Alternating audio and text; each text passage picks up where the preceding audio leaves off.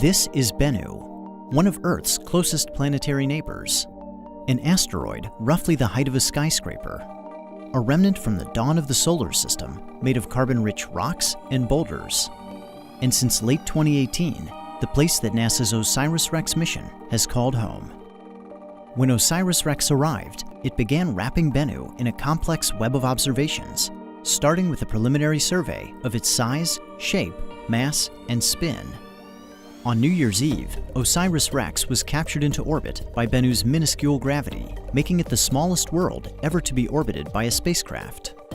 In early 2019, it broke orbit to conduct a detailed survey.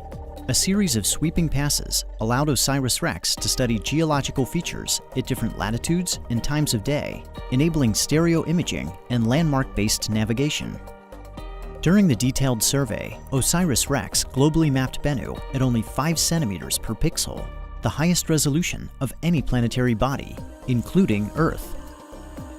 On June 12th, the spacecraft entered a new orbit at an altitude of just 680 meters, setting another record and establishing a home orbit for the remainder of the mission. In September, it began reconnaissance on 4 candidate sample collection sites, potential locations on Bennu to touch down and collect a sample later in the mission. OSIRIS-REx concluded its first year at Bennu back in orbit, circling the asteroid's terminator, or boundary between day and night. Here, outside forces acting on the spacecraft are balanced, allowing it to orbit within the same plane over time. Reconnaissance resumed in early 2020 with close flyovers of the primary sample collection site Nightingale and the backup site Osprey. In mid-April, OSIRIS-REx performed the first of 2 rehearsals prior to sample collection. It navigated to a predetermined checkpoint about 125 meters above Bennu, then descended to within 65 meters before backing away.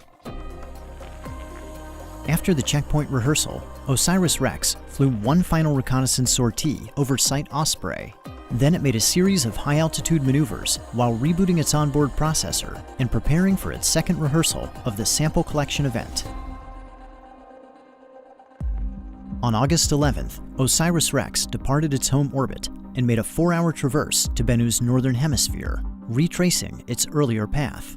After performing the checkpoint engine burn to begin its descent, it made a second engine burn called Match Point to match Bennu's rotation before backing away at an altitude of approximately 40 meters.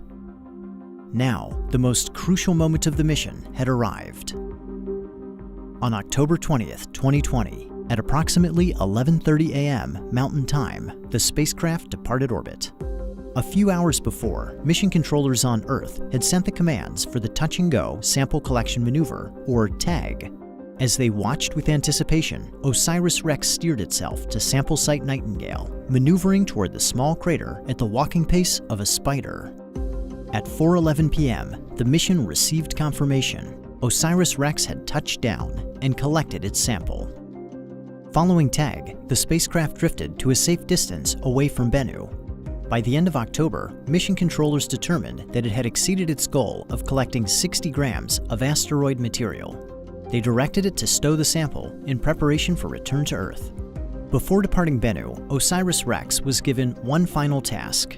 On April 7th, it flew over Site Nightingale to observe how the sample collection event had changed the surface.